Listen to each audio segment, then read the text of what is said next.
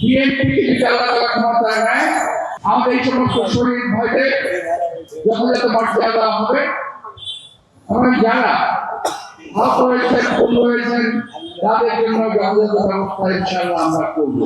কিছুদিন আগে চিকিৎসার জন্য আমি সিঙ্গাপুর গিয়েছিলাম। ওখানে খবর পেয়ে কয়েকদিন ছিল আমার সঙ্গে দেখা করতে আসলো। তারা আহত সিঙ্গাপুরের চিকিৎসাধীন আছেন। আমি যদি বললাম যে তোমরা কতজন আসতো ওখানে, তারা আমার কয়েকজন সিঙ্গাপুরে আছে। সরকার আমাদের পাঠিয়েছে।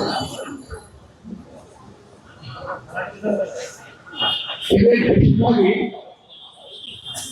চক্ষু হারিয়েছে। যাই হোক, ওদেরকে আমি বলছিলাম, কথা বললাম, ওদের সত্যি অনেক কথা শুনলাম। ওরা বললো আমাদেরকে সরকার পাঠিয়েছে ঠিকই, কিন্তু পরবর্তীতে আর কোনো সুস্থ আমাদের নেওয়া হয় নাই। আমরা কিভাবে হসপিটালে যাবো, হাসপাতালে যাবো, এগুলো কেউ একটা পরিষেবা দিচ্ছে না।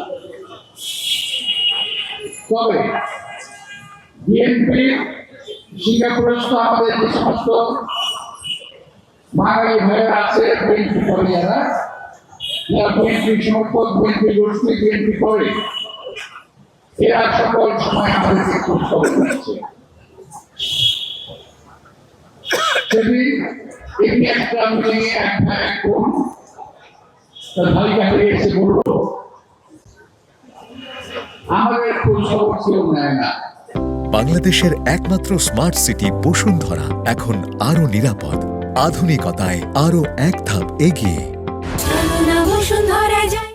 আসলে বিষয়টা হয়েছে, আন্দোলন হয়েছে, ছাত্র মারা গেছে, এই একটা কথা মানুষের মুখে আছে, ছাত্র মারা গেছে।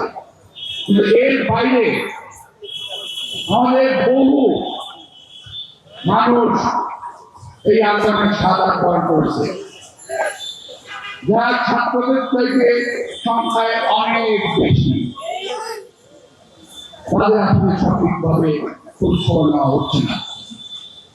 আমি কি আশা করবো এই সরকার যে কদিন আছেন, আপনার দয়া করে একটা তালিকা তৈরি করে ওদের একটা ব্যবস্থা করেন। যারা সাদাকরণ করেছে তাদের একটা তালিকা করেন। ইনশাআল্লাহ বিএনপি যদি আল্লাহ তাআলা ক্ষমতায় নেয়, এই দেশে জনগণ বিএনপিকে ভোট দেয়। আমি কথা দিতে পারি, বিএনপি একজন কর্মী হিসেবে আমাদের এই সমস্ত শহীদ ভাইদের যথাযথ মর্যাদা দেওয়া হবে এবং যারা আহত হয়েছেন, খুন হয়েছেন তাদের জন্য যথাযথ ব্যবস্থা ইনশাআল্লাহ আমরা করবো।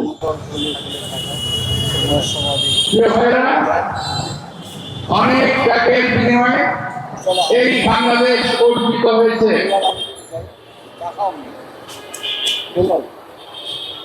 আমার জানা মতে 2.5 থেকে 3 লক্ষ লোক মুক্তিযোদ্ধা সাধারণ বরণ করেছিল। অতঃপর বহুদিন পর আরেকটি ঘটনা ঘটল, যে ঘটনার মাধ্যমে, বহু ত্যাগের মাধ্যমে আমরা একটি স্বৈরাচারকে দেশ থেকে তাড়াতে, দেশ থেকে সরিয়ে যেতে বাধ্য করেছি। তার আগে একটি ঘটনা আছে, এটা কিন্তু অনেকে ভুলে গেছেন। 90-এ কিন্তু আমরা সাতটাকে আমরা ঘুরিয়েছিলাম আন্দোলনের মাধ্যমে।